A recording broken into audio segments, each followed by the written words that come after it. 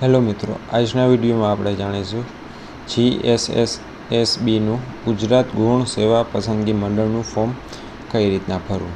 સૌપ્રથમ આપણે કોઈપણ એક બ્રાઉઝરની અંદર ઓજાસ સર્ચ કરવાનું રહેશે, OJAS.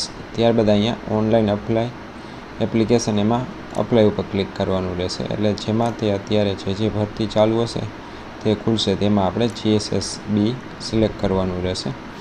ત્યારબાદ તમારે અહીંયા કયા ફિલ્ડમાં ફોર્મ ભરવું છે તે સિલેક્ટ કરવાનું રહેશે. માની લો કે અત્યારે દાખલા તરીકે આપણે ફિમેલ હેલ્થ વર્કર FHWમાં ફોર્મ ભરવાનું છે, તો અહીંયા આપણે અપ્લાયનો ઓપ્શન આપેલો છે, તો આના ઉપર આપણે ક્લિક કરવાનું રહેશે. અને અહીંયા તમારે જે ફી ભરવાની રહેશે તેની વિગત પણ આપેલી છે, તો આપણે અહીંયા અપ્લાય ઉપર ક્લિક કરશું એટલે અહીંયા તમને બેઝિક ડિટેલ્સ જે આવે છે એ બતાવી દેશે. Class 3 department of FHW female health worker 26,000 fix pay 5 year માટે, એજ 18થી 40 વર્ષના ભરી શકે છે. ત્યારબાદ અહીંયા આપણે અપ્લાયના ઉપર ક્લિક કરવાનું રહેશે. અપ્લાયના ઉપર ક્લિક કરશો એટલે તમે જો આ વેબસાઇટ ઉપર રજિસ્ટ્રેશન કરેલું હોય તો અહીંયા તેના નંબર નાખી અને અહીંયા તમારી ડેટ ઓફ બર્થ નાખી અપ્લાય વિથ OTR ઉપર ક્લિક કરશો એટલે તમારું જે ફોર્મ હશે તે ડાયરેક્ટ ભરાઈ જશે. જેમ કે અહીંયા હું અત્યારે સ્કીપ કરું છું, એ જ જગ્યાએ તમે અપ્લાય વિથ OTR સિલેક્ટ કરેલું હશે.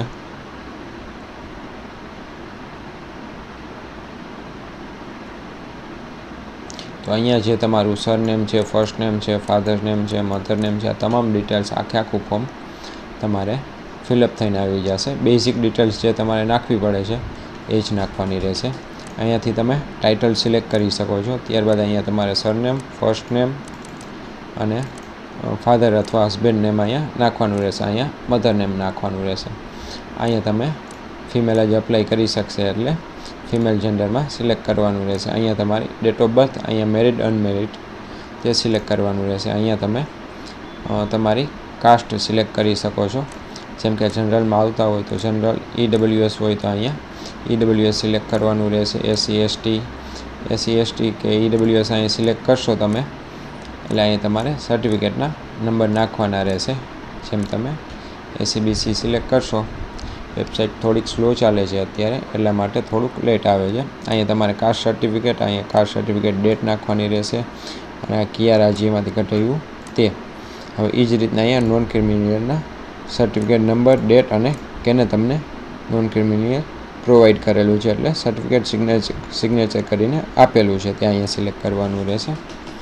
ત્યારબાદનું આપણે સ્ટેપ જોશે તો ઉમેદવારની માહિતી. અહીંયા તેમનું પરમનન્ટ એડ્રેસની ડિટેલ્સ ટોટલી નાખવાની રહેશે. ત્યારબાદ અહીંયા મોબાઈલ નંબર અને ઈમેલ ID એન્ટર કરવાનું રહેશે. ફરી પાછો મોબાઈલ નંબર અને ઈમેલ ID એન્ટર કરવાનું રહેશે. અહીં નેશનાલિટી જો ચેન્જ થતી હોય તો અહીંયા બીજી લખવાની છે, અન્યથા આ જ રહેશે. ત્યાર પછી આપણે જોશે અન્ય માહિતીઓ, જેમાં તમે રમતગમતમાં ભાગ લીધો હોય, ગુણ મેળવેલા હોય તો અહીંયા યસ કરી અને અહીંયા ડિટેલ્સ ભરવાની રહેશે, અન્યથા તમારે નો જ આવશે.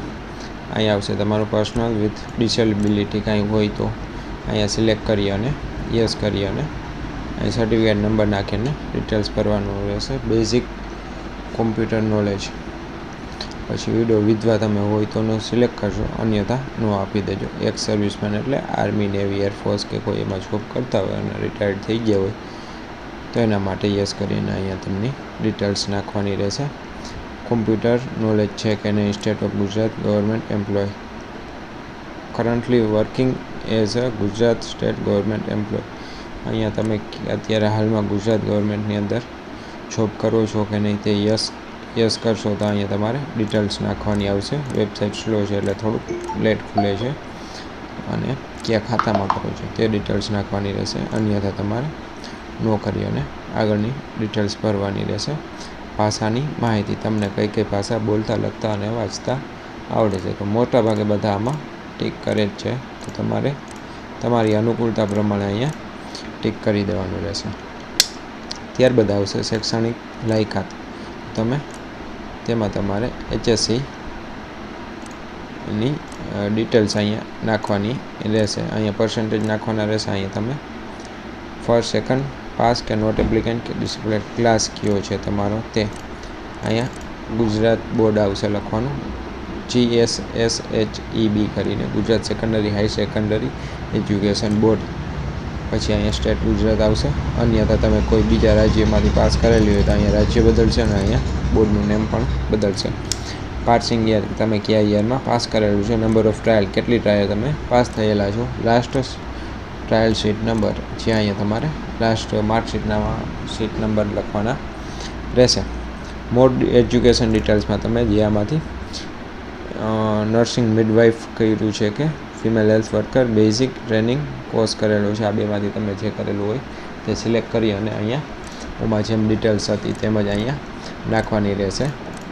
ત્યારબાદ અહીંયા યસ ઉપર ક્લિક કરી અને સેવ આપવાનું રહેશે. સેવ આપતા પહેલાં એક વખત કન્ફર્મ કરી લેવું. ત્યારબાદનું સ્ટેપ તમને હું જાણું. ફોર્મની અંદર કોઈ પણ પ્રકારની ભૂલ હોય અને સેવ થઈ ગયું હોય તો અહીંયાથી તમે એડિટ કરી અને આગળની પ્રોસેસ કરી શકો છો. આવા તમારા નંબર એક આવશે, આ નંબરને તમારે સાચવીને રાખવાના રહેશે. માની લો કે એડિટ પણ થઈ ગયું, ત્યારબાદ તમારે ફોટો અપલોડ અને સિગ્નેચર, જો તમે ઓલું ન કરેલું હોય ઓજસમાં રજિસ્ટ્રેશન તો તમારે અહીંયા ફોટો અપલોડ અને સિગ્નેચર કરવું ફરજિયાત છે, અન્યથા તમે સીધા કન્ફર્મમાં જઈ શકો છો. અહીંયા આવી રીતના નંબર જે તમારે આવ્યો હોય રજિસ્ટ્રેશન નંબર તે અહીંયા નાખી, ડેટ ઓફ બર્થ નાખી અને અહીંયા સામે આ દર્શાવેલા છે તે કેપ્ચર કોડ નાખી અને અહીંયા ફોટા તમારે અપલોડ કરવાના રહેશે, જેની સાઇઝ 15 KB રહેશે અને JPG ફોર્મેટમાં કરવાનું રહેશે. સફેદ કાગળમાં બ્લુ કલરના પેનથી સિગ્નેચર કરવાની રહેશે. બંને વસ્તુ અપલોડ કરી અને ત્યારબાદ અહીંયા તમે કન્ફર્મ ઉપર જશો એટલે ફોર્મ તમારે અહીંયા એપ્લિકેશન નંબર નાખી અને અહીંયા ડેટ ઓફ બર્થ નાખી અને અહીંયા કેપ્ચર નાખી અને ફોર્મને કન્ફર્મ કરવાનું રહેશે. કન્ફર્મ કરી લીધા બાદ તમારે અહીંયા પ્રિન્ટ એપ્લિકેશન ફોર્મ ઓર પે ફીમાં જવાનું રહેશે. જોકે અહીંયાથી તમે કન્ફર્મ કરશો એટલે ઓટોમેટિક આ પોપઅપની અંદર તમે આવેલા જશો. ત્યારબાદ તમારે અહીંયા જેની અંદર તમે ફોર્મ ભરેલું છે તે અહીંયા તમારે સિલેક્ટ કરી અને એના અહીંયા કન્ફર્મેશન નંબર નાખી અને આગળની પ્રોસેસ કરવાની રહેશે. ત્યારબાદ જો ઓનલાઈન ફી ભરવાની હશે તો અહીંયા ઓનલાઈન પેમેન્ટ એન્ડ રિસિપ્ટ અહીંયાથી તમે ભરી શકશો.